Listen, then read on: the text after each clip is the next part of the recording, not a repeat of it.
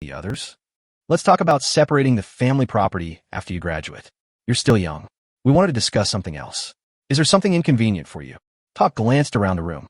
There, Ivy is sat in a chair with her back to them. No, father has something to discuss with me, so of course I won't refuse. Perseus closed the door behind him with a smile. That's good. Perseus followed them to the study. There was only one extra chair in the study. Talk, sitting behind the desk, pointed to the chair and said, Packy, you can sit here. Such treatment is unprecedented. Just like last time, even though it was just him and Talk in the study, Talk preferred to leave the chair empty rather than let him sit down.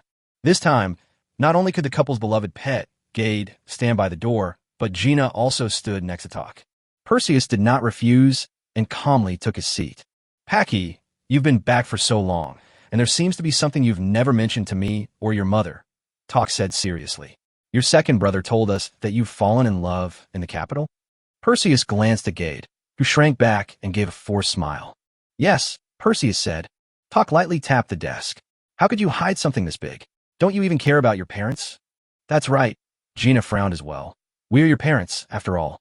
Your relationship is not a trivial matter, and we must be informed. Because I thought that even if I didn't tell you, my second brother would tell you anyway, and he's coming back soon. It would be a bit like me bragging if I told you myself, so I might as well let him tell you. Perseus smiled. You see, I was right. He really did tell you. Takina was speechless after being choked by his words, and Gade's face turned even uglier, but he didn't dare to retaliate in the slightest. I heard that the other party is a duke. Talk's deep tone was filled with undeniable awe. Yes, Duke Romanthal, Perseus said. Talk and Gina's expressions changed slightly, and the way they looked at him changed as well. Why didn't she come back with you this time? Talk said, we are your parents, and, as your girlfriend, she should have visited us. Even if she is of high status, we should still show her respect. She originally wanted to come, but she was very busy and had a lot of work to do, so she couldn't get away. Could this just be an excuse? In reality, she doesn't take you, her boyfriend, seriously at all? Yes. Packy, you mustn't let love cloud your judgment, Gina said solemnly.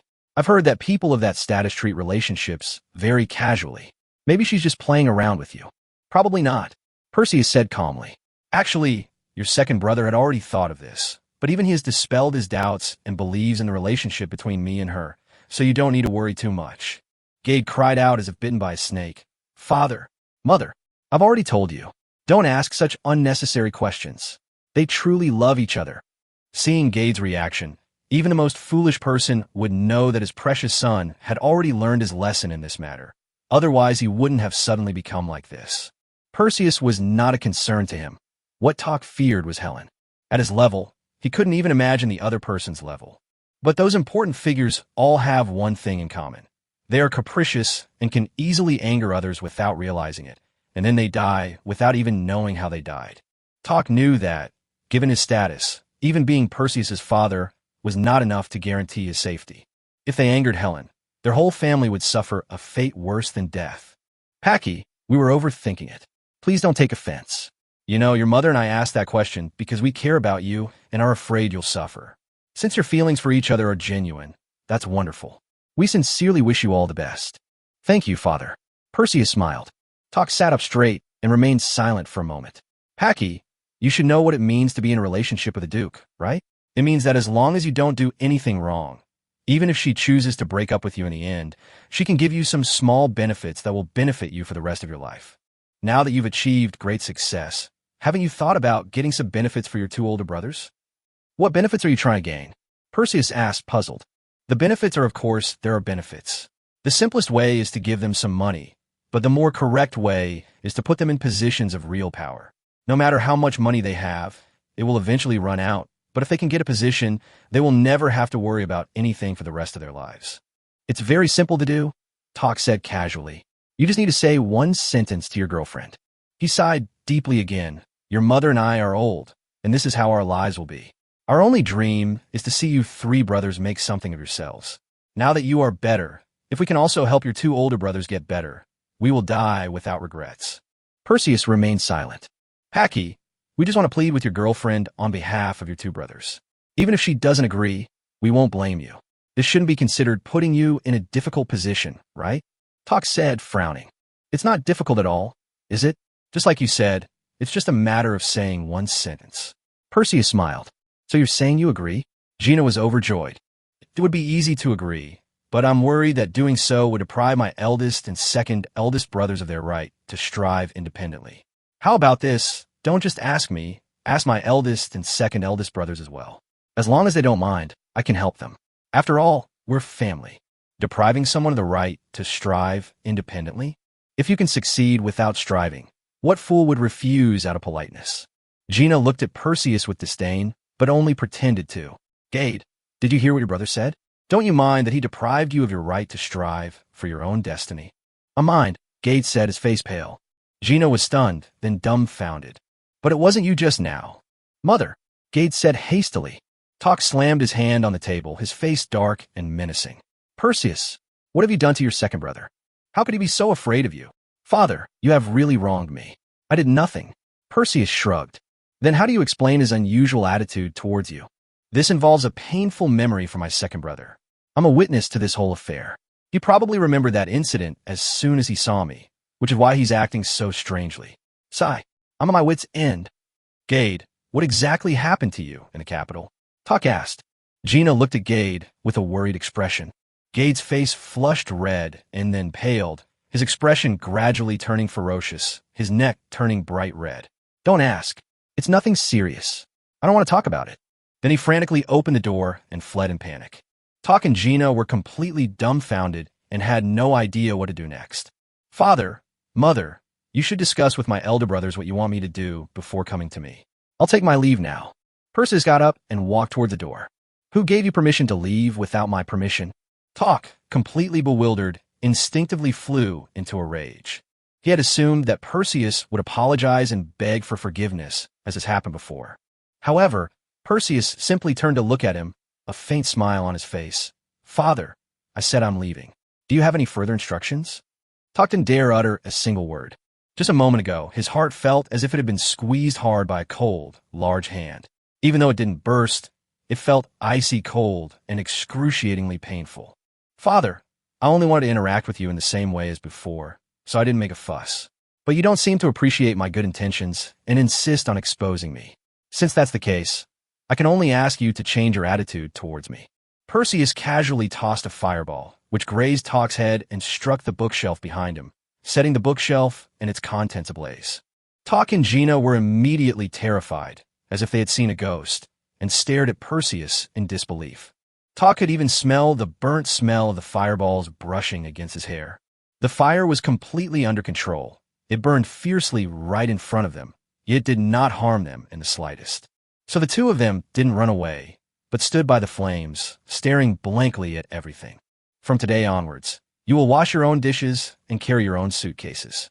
By the way, tell Alan that if he dares to boss me around again, you can expect Gade's son to take care of you in your old age. Perseus smiled sincerely and bowed gracefully to them.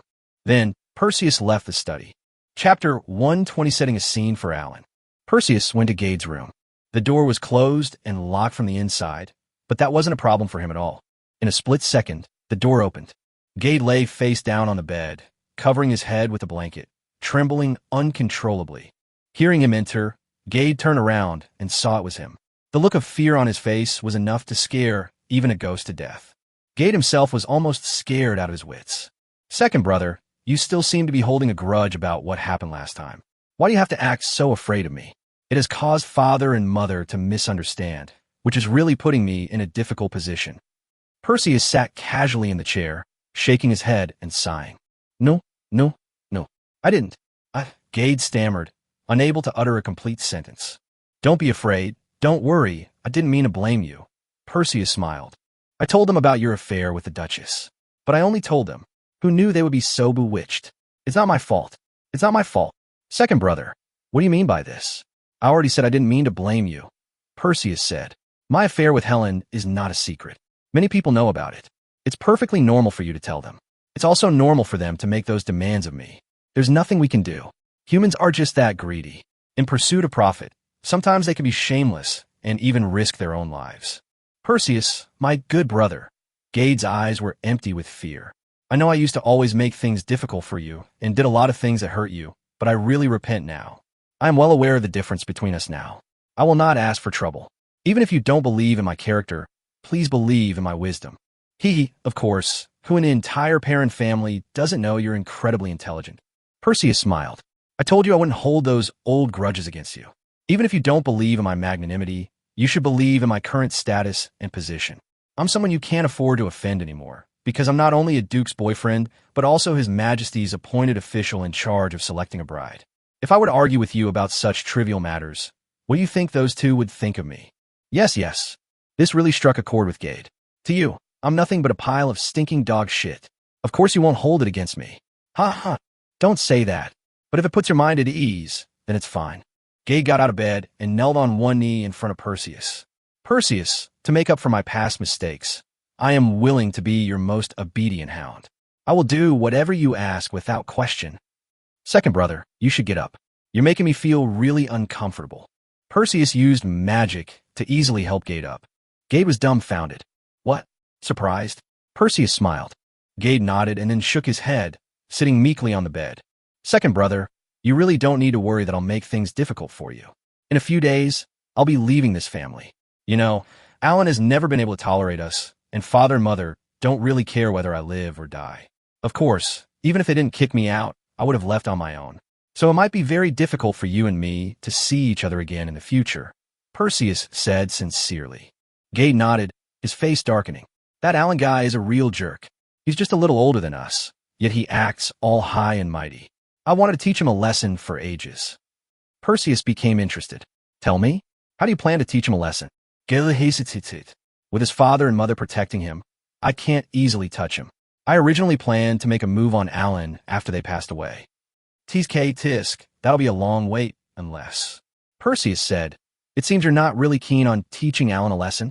No, I really want to, but I can't think of a better way than to poison him. As soon as Gade spoke, he realized he had misspoke and quickly covered his mouth. Poisoning? Perseus chuckled. You're so unoriginal. Gade forced a smile, but then started trembling again. We can think of a better way, to pluck all the feathers off this rooster and make him unable to be arrogant in front of us anymore. Perseus's eyes were sincere. Second brother, I'm leaving soon. It might be difficult for me to ask you for an official position, but I'd be happy to help you take the position of heir from Alan. Consider it my farewell gift to you. Real? When the topic of succession came up, Gade perked up again. For him now, the family title remains very important. Perseus's meteoric rise to prominence was inevitable. Although he couldn't directly reap too many benefits from it, the identity of Brother Perseus was his best calling card in high society. Those who want to curry favor with Helen will inevitably curry favor with Perseus. If they wanted to curry favor with Perseus, they would definitely think of him. Perseus himself didn't say it, nor did he declare it, but those who didn't know the truth would definitely take them for their close brothers. If used properly, even if Perseus doesn't want to give it to him, he can still make a bright future out of it. But the prerequisite is that he must at least have the title of Earl. Otherwise, everyone else would be trying to curry favor with Alan, and he wouldn't have a chance. From this perspective, he also had no choice but to engage in a life-or-death competition with Alan. In the past, people fought for titles. Now, they fight for the prestigious title. Perseus's brother. Of course it's true, Perseus said. You know I have no interest in this position. I don't care whether you or Alan is the successor, but Alan is just too annoying. You are more suitable to be the one. Thank you, Perseus. Gade's face flushed with excitement. Don't worry. I will do everything in my power to get it. All you need to do is cooperate. Even if you don't want to be the heir, if I want you to be, you'll have to be. Perseus smiled faintly. Of course. Gade's forehead was covered in cold sweat. Alan has gone to town to fool around again. You should go to town too, but don't look for him. Go find Tate. You should know about Alan and his wife, right? Now we don't need to save face for our good brother. Tell poor old Tate the truth. Perseus sighed. Got it. Gade instantly revealed a knowing, mischievous grin.